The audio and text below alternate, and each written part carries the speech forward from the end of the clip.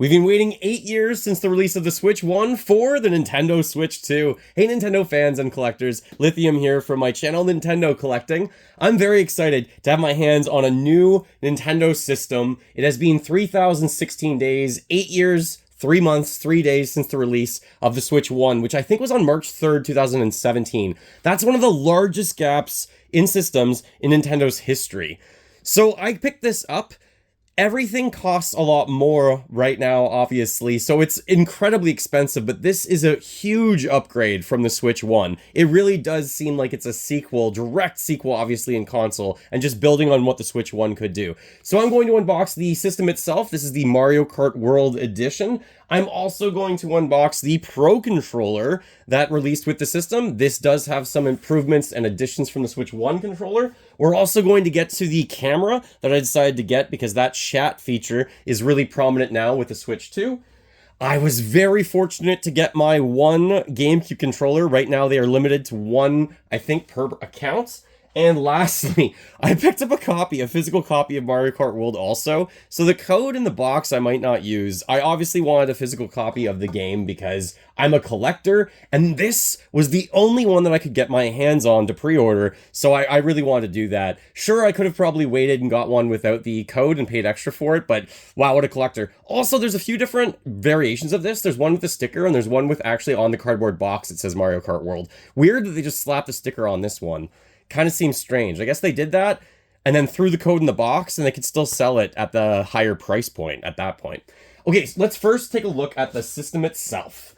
This is a larger Nintendo Switch, clearly. It has much more power inside the system. The screen's larger, the whole thing is larger. Beautiful box packaging, I like it. Some people are saying, you know, you might get confused from the Switch 1, which is up there, to the Switch 2. I don't think so. There's a giant 2 right beside this. They made it super, super clear. It is also kind of cool to have the history of some Nintendo consoles here with the GameCube, the Wii, the Wii U, and the Switch going back in time. Beautiful little design, kind of take it on the go outside for the back there. And then we just have a good picture of the dock and the different color little details around the Joy-Con, at least the joysticks. You can actually see the stand here, so they show that off right there as well on the box. The top is plain red. The bottom has all of the warnings and what actually comes inside. So let's get to it. Now this system, I could have got it at launch at midnight, but that was just unfeasible for me at that point, so I did not do that. Just put the console, we have the Joy-Cons. Okay, that's the exciting part. Then let's get to whatever else is in the box, but I really just want to see the system and the Joy-Cons first. So I didn't pick it up at midnight launch, but I did get it on launch day, and then it did take me a few days to actually get the unboxing video done and experience the system and everything. Alright, I just want to take everything out. I really think this is neon blue and like neon orange. To me, that just does not look like it is neon red. I think it's an orange. So the system itself, this is a lot larger. This is huge. So we have, it looks like blue on this side. The other side has the neon orange / red. It does say Nintendo in there. Everyone's being really concerned about this connection, but we have the plus and we have the minus, making it super clear which one you're going to attach. On the bottom, it looks like we have some fans, a USB-C charging spot. I don't think there's anything else to do on the bottom there. On the top, you still have your power button, your volume controls. It looks like more fans. We have a new USB-C on the top, so you can plug in a camera. I even saw someone using their phone with some adapters as their camera. And then we do have a headphone jack still. That's nice. The SD card game slot, it looks like you open from the back this time. I like how that closes off and looks really clean and flush. And then on the back, we've got a gray or silver Nintendo Switch 2 logo. Really neat. And a kickstand that goes the entire width of the system. And it looks like you can put it really flat if you need it to, so it's just up a little bit. It doesn't have to be really perched up the whole way. That's awesome. That's much better. The microSD card looks like it goes back here on the bottom, so you can get expandable storage, because that's going to be big this time around. Okay, next up, let's take a look at the Joy-Cons. I do like this design, especially when they're off the system. You can see a lot more of the color, so that's kind of cool. Obviously, these are just a bigger version of the Joy-Con 1s. These feel much more mature, much more adult in your hands. They're just larger. Almost too large maybe for some small children, but great for an adult's hands. Like, these are definitely considerably better. The Joy-Con L, I don't think anything is new on this that I can see, other than this, which I believe is the release mechanism for when we attach to the system.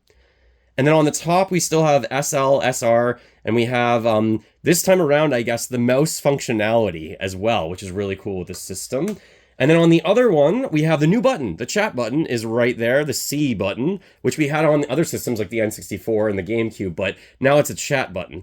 And otherwise, it looks like this has the Nintendo logos and other manufacturing information, and everything else looks to be the same as the Switch 1. Of course, the ABXY, the plus button, the home button, the joystick. Then you have R and ZR, and then the release button for when you attach to the system. This one has the D-pad, the joystick, and the minus button, as well as like the picture button / take a video button if you hold it down. All right, the most satisfying thing I hear, because I wasn't able to go to any of the launch events, is to attach this. So let's see how this feels or sounds. Oh, that's awesome. Okay, that is super satisfying. That's really cool. And then if we want to detach them, you can't just pull them off. You have to hold that button, and I guess they release, and hold the other button, and then it releases as well. That's really, really neat. That's cool. I like how simple it is. Let's do that one more time. That's awesome. That's awesome. That's so cool. So this system is extremely expensive. The price of the Switch 2 console this time around, American for this is $500 with the Mario Kart edition. Without it, it would be, I think, oh, there's something in here. Without it, it would be $450 American, US dollars. In Canada, this edition, I think, was $630, considerably more. So we have the Mario Kart World code in the box that you have to scratch off to actually use. It looks like they just threw that in this box and the sticker on top. Then we have the information for the console, this health and safety information. We have obviously this is an HDMI cable, and then these two that go over the Joy-Con 2s, so I'll pull those out and put those on as well. I'm just gonna put this, I don't think I need to keep those out necessarily. We've all seen HDMI cables before. And then in the system box, we have the Joy-Con grip. I wonder if this is the charging grip. It doesn't look see-through. So this is just the regular charging grip, I think. Again, same colors on the side. We don't have that little loop. I remember there was a little loop here on the Switch 1 connection, maybe for like a headphone cable or something. So that time we don't have it. We just have the giant Switch 2 logo here. So we can attach the Joy-Cons to that. Let's try that out. If I can just release my Joy-Cons. Same satisfying snap. It's almost like that's the way it should have been with the Switch 1. That's really, really good. And then to release them, same thing. You just click and hold, and it's out. Nice. So I like that. It can stand up as well. Okay, next up, what do we got in here? We have the... Wow, that's huge. Apparently, for the Switch 2, you have to use this AC adapter and cable to charge your Switch 2 or connect it to the TV into the dock. I guess it's outputting more power, and because of that, it's requiring to draw more energy, and that's why you have to use this brick. I just wish Nintendo and other companies wouldn't make these so huge. Into the wall, it should be small so it doesn't take up so much space. Like, that's just a small gripe. The AVGN, Angry Video Game Nerd, had the same gripe years ago. And then here it looks like we have our cable, our USB-C cable, to connect to the console, to the, obviously, to charge it. And then lastly, the dock. And that's everything in the box. So the Switch 2 dock. All right, it's more curved, kind of like the Switch OLED model. Just gonna put everything back in this. And I wonder, obviously your Switch 1 won't be able to dock with the Switch 2, but that would have been cool if the same dock could have worked with both.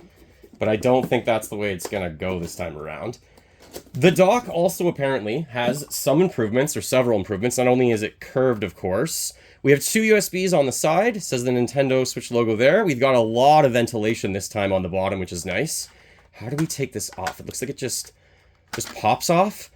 And then we have our AC adapter, HDMI out, and our LAN. They still gave us a LAN. The main improvement of this that I have seen and heard people talking about, though, is the fact that this plastic, I think, is a little bit more movable.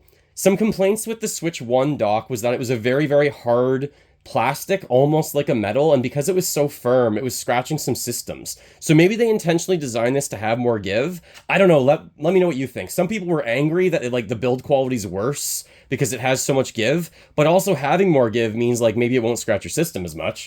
Let's take a look at the system when it's docked. So I guess you have to pick up red to red, blue to blue, and you can dock your system carefully straight down. Awesome. My wish with the Switch was for them to put a projector in the side of the dock. So wherever you were, you could have just projected this onto any flat surface or your ceiling, anything like that. I thought it would be really outstanding and cool if they put a projector inside the dock. Maybe they'll come out with that in the future. But that was my big idea for this. Okay, these ones now look super, super different and super strange compared to the old ones that went over, your Joy-Con ones, I guess we're going to call them. So what does this do? It's just going to pop on it looks like. So it's got to go this way. It says plus to plus, minus to minus. Oh, okay, so I see. So that's the minus there. So it's going to go like that. Oh, that just clips on really easily. To take it off, you can just wedge it off, I guess, or you can also probably hit the release. The release mechanism is popping that little thing up and down that you can see. That's the release mechanism, just to push it a little bit off. So it's probably better, yeah, it's better to do the bottom than the top. They made it really clear, at least this time around, and these come off a lot easier than before. I guess there's, yeah, you can use the release button, and the same thing, it kind of releases it right there, goes up and down. So that's really cool, but I want to see them on the, like, actually using them as the mouse. Oh, those slide really nice on this table now that you can use it as a mouse. I think you can use either one of them as your mouse. And I like how Nintendo's allowing us to customize the controller options and buttons right out of the box. So the mouse mode, I'm really intrigued. I don't know how often I'm going to be sitting on the couch and be able to, like, maybe use my couch as the mouse. Maybe you can use a table that you're sitting beside. A lot of people are wondering how good it is just using your leg. I have seen confirmed that that does work. But this glides really smoothly with this, whatever these little plastic pieces are on the top and the bottom. Like, it's a smooth glide on this table anyways. Maybe I should try it on a mouse pad also. But this kind of opens up a lot of different gaming possibilities to me, especially first-person shooters. Like, I'm not that great at first-person shooters. Some people are amazing and put a lot of time into them, but I'm way better with the point and click, so I really like the Wii and just being able to, like, point and click on screen. So with the mouse, you kind of unlock those different controller options in a lot of games, like Metroid Prime for me and stuff like that. Okay, let's now keep the system, obviously, but I think I want to next look at what's specific to the system, and we're going to stay next to the controller, the Pro Controller. The Pro Controller this time around, the box looks like it's more vertical. It's taller than the old Switch boxes. The controller's on more of a slant. It looks like the controller features more gray little details on this, underneath both of the joysticks and also on the top of the controller. Right there, you can see it looks like it's going to be gray. There's also featuring the GR and GL buttons. I guess it's like grip left, grip right, or something like that, for the buttons of what they're going to call them. It says, obviously, charge this first use. It features the NFC, so you can still scan in Amiibo and things like that. And yes, Nintendo's still pushing Amiibo this time around. And let's get to the Pro Controller. Now, the cost of the Pro Controller is $85, from my understanding, USD. And that is obviously a bit more expensive, but it really is just the same as a Switch 1 Pro Controller, it kind of seems. Just maybe it has a little bit more going with it with the chat button and some of the other features like those controller grips. We do have a charging cable. This is USB-C to USB in the box, so that's nice. And then the controller itself, I can't wait for all the special editions of the Pro Controllers for the Switch 2. I wish they did more on the Switch 1. I thought that was a giant missed opportunity with the Switch 1. They never had a Mario-themed controller, Pro Controller, or a Peach, or a Luigi, or a Bowser. They did a lot of Joy-Con colors, which was cool, but not a lot of Pro Controller different features. This feels and looks a bit more matte than the previous Pro Controller. I think it has about the same weight. This is one of the best controllers Nintendo's ever made. So we still have the same ABYX, the plus, the minus, the home button, the take a picture button, and video button. Both joysticks, of course. No secrets underneath the joysticks this time. Thanks to All Gamers was underneath one of the joysticks with the original Switch release. We do have the new chat button right there. Very convenient and easy to get to as well with your thumbs when you're playing. Giant Switch 2 logo right up there at the top. But you see the gray is going to really differentiate this controller from the other controllers. We have the USB-C charging, the light indicator of what port or controller port you are using, the connect button right there, ZL, ZR, and then L and ZL. And then the new grip buttons on the back that you can program to be whatever you want. I've never used buttons like that on a controller before. I'm not that hardcore about my button controls, but it's good to have that option, and I'm sure some games are going to start using them. Just more buttons to use. We also have the headphone jack here and the Nintendo Switch logo. Great that they included the headphone jack. It will go directly out to your headphones, so I kind of like that it's not on top. I kind of like that the port for that is on the bottom. That's a nice inclusion. Even the Game Boy Advance SP did not have a headphone jack on a portable console, but we've got one here with the Switch 2. All right, now next up, I want to get to the microphone and camera. I guess this is just the camera. It probably has a built-in mic on the system. I'm not positive about that. So this costs $55 US. There's a lot of these that I saw in stores when I was at GameStop/EB Games. They had quite a few of them still in stock. It looks like the camera head you can tilt up and down. It says it's a high sensitivity image sensor and wide angle lens. Use the tabletop camera for Nintendo Switch 2 GameChat. Yeah, you can move it up and down. And also it has a built-in privacy shutter, which you can open and close. You have to use the USB-C cable to connect, but you can use other camera options. Hori has one that looks really cool that is a piranha plant, but apparently the quality of that is a lot worse.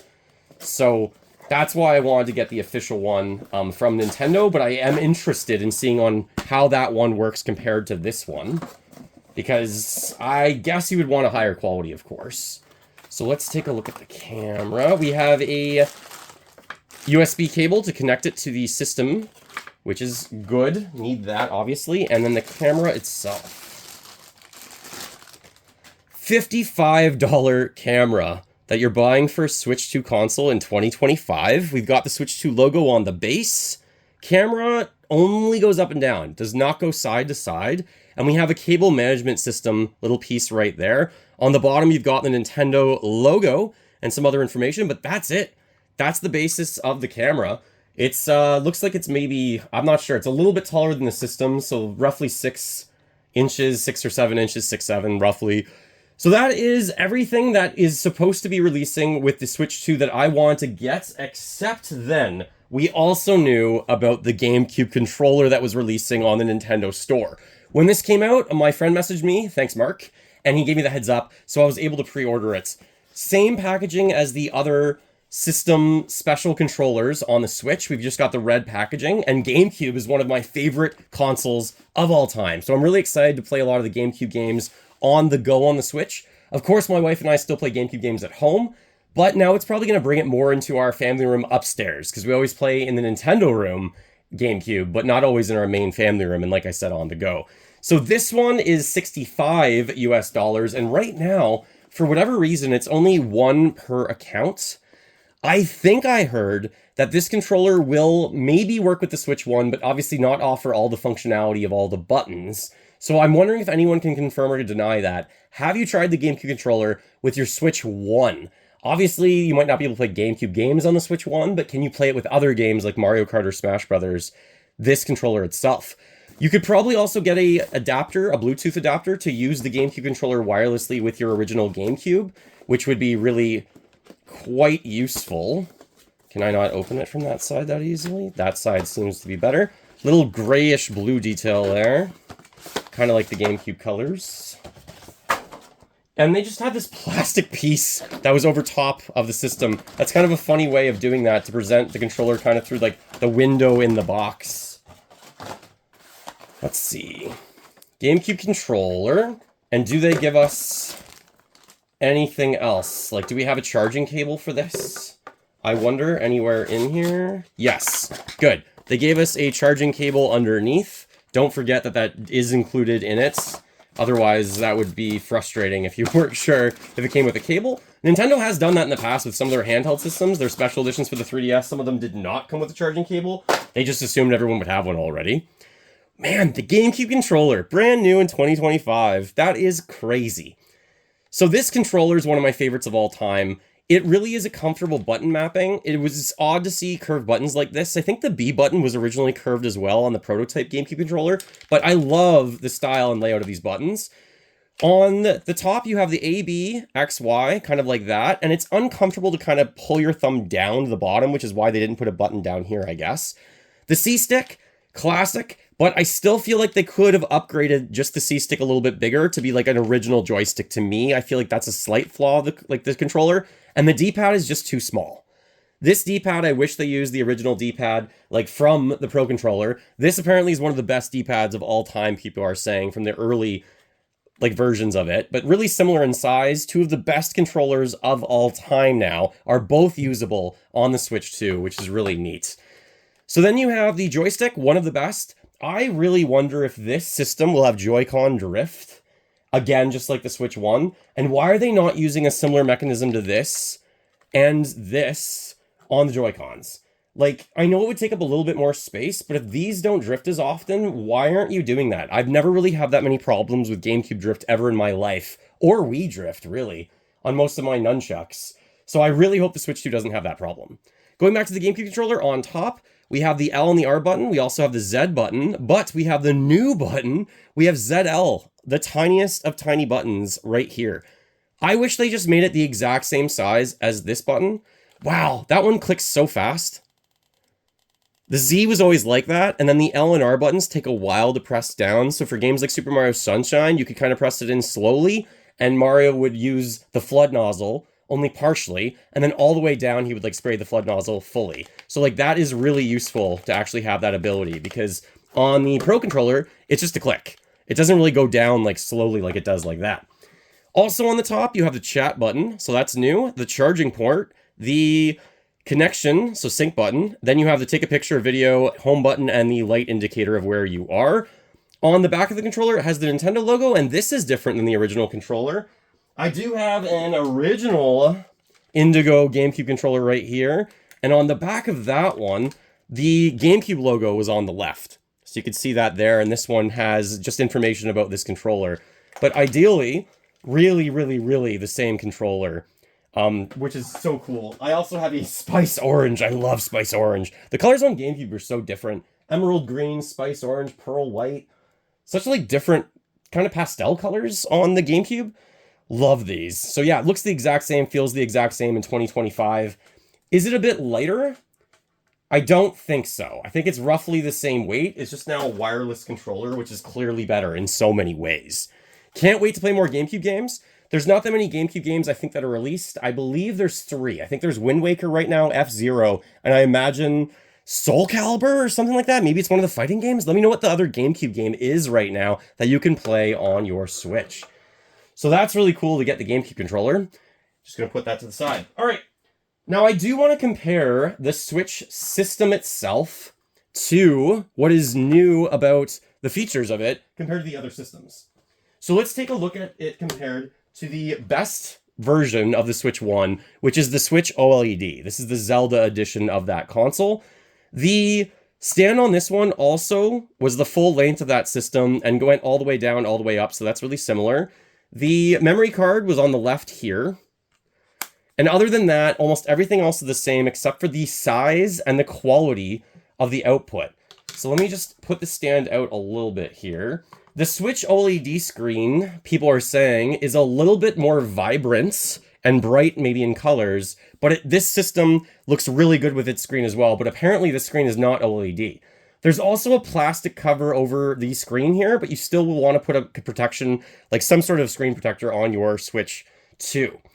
The size difference is considerable, just looking at this. The Joy-Con difference looks like it's maybe almost close to an inch in height difference, and that's going to make this feel a lot better and a lot more mature or adult in your hands.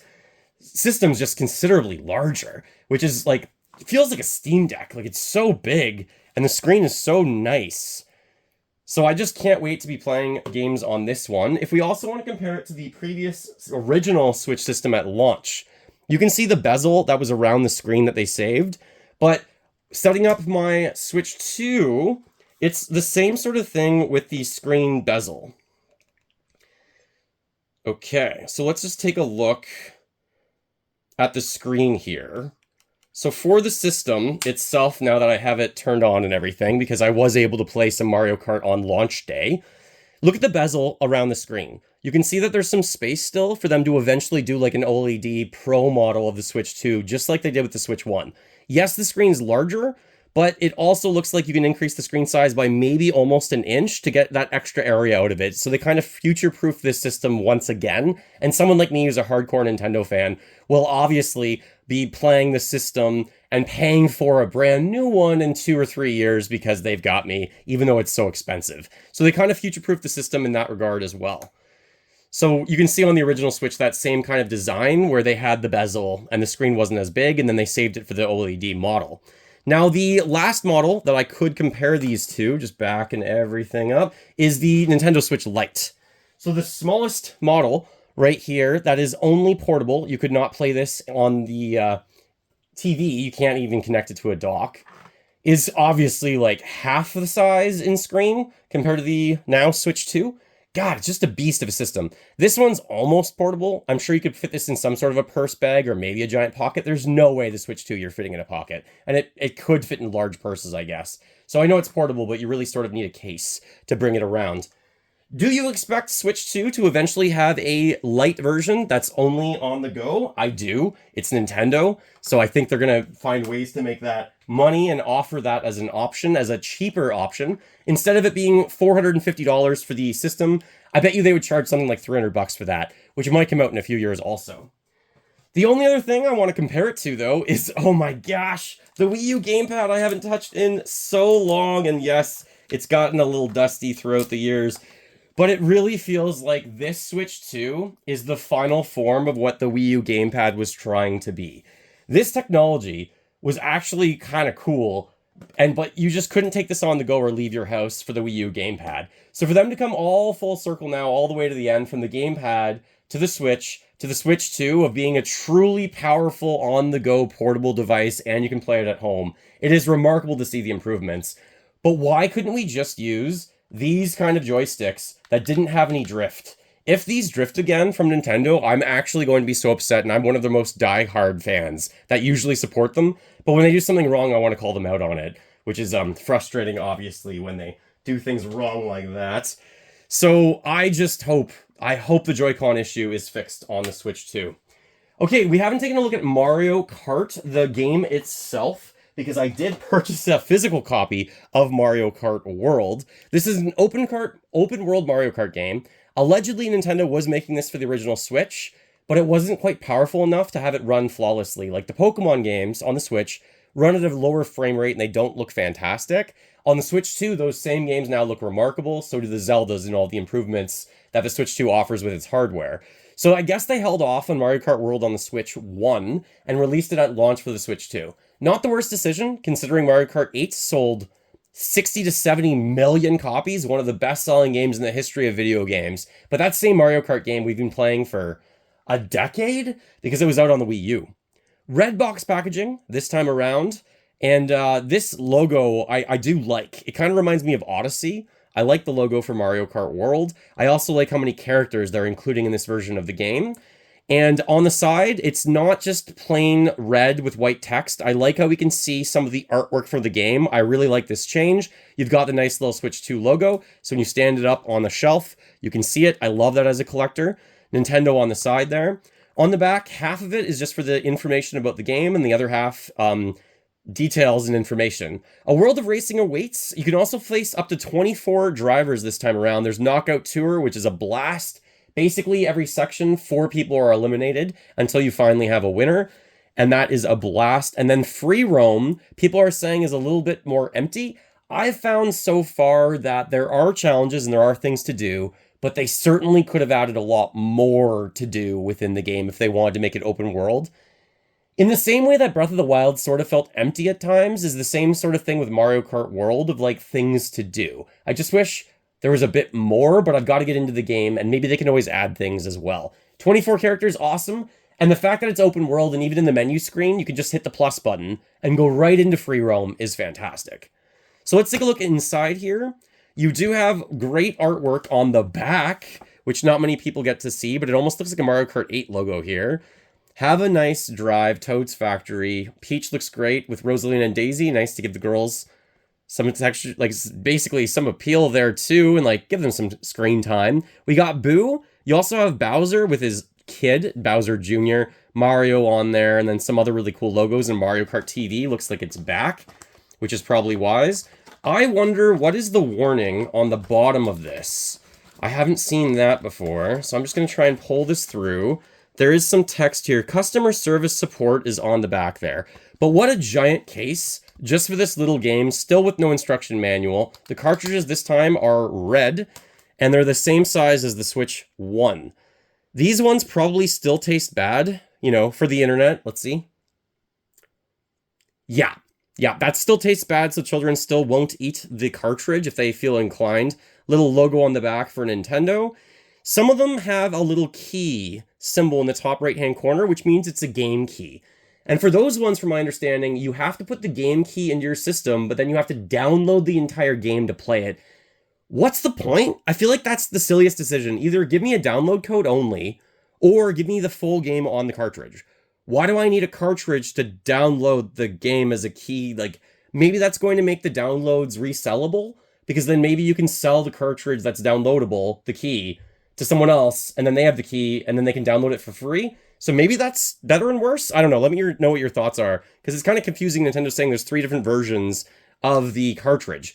One with the full game on it, one with nothing on it, and then one where you can download more or something. So now the cartridges.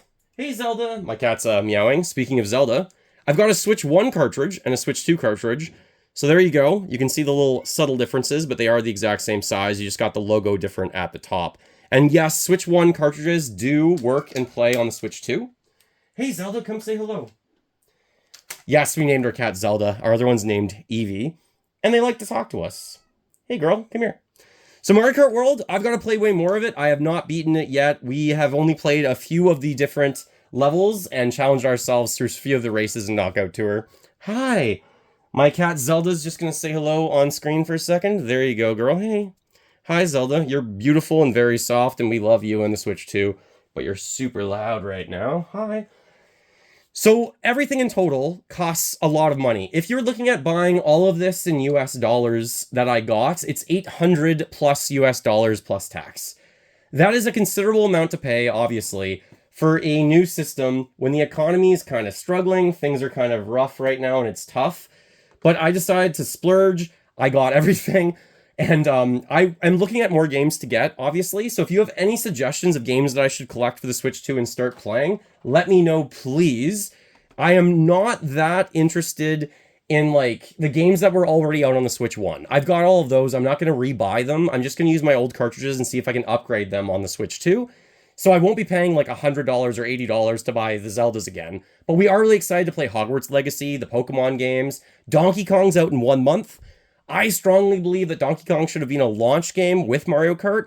It's strange to see Nintendo release a brand new system that kind of lacks Nintendo's own first-person game experience. I feel like all of their systems kind of had that at launch. Even with Luigi's Mansion on the GameCube, at least that was a first-person experience. You had Mario 64 on the Mario 64, on Nintendo 64. Super Nintendo obviously had Mario World. Like, we usually have that great, solid first-person experience, not just a multiplayer game like Mario Kart. And I feel like Donkey Kong could have sort of been that, but my buddy and I were really hoping for the new Mario open world game, like the sequel to Odyssey, because it's been years and years and years since we've had that as well. I do think that's coming, but I think Nintendo's holding off on it. So maybe the system will be selling huge again at Christmas. I think at launch, lots of pre-orders, and it probably did really, really well, but who knows going forward with it. All right, thank you for watching my discussion video and sort of first impressions about the Nintendo Switch 2 console. It's crazy we finally have the system after 8 years. I will also be unboxing some amiibo. I do have this Street Fighter amiibo that I want to get to, and the Zelda amiibo I had to pre-order from the Nintendo store itself, so those are coming in. I want to unbox those for you. And again, let me know if you have any suggestions for games that I should play, try out, or download. Anything co-op that I should be playing with my wife as well. Thanks so much for watching. Can't wait to get gaming more on the Switch 2, possibly for another 8 years. Go collect them all and keep smiling while gaming.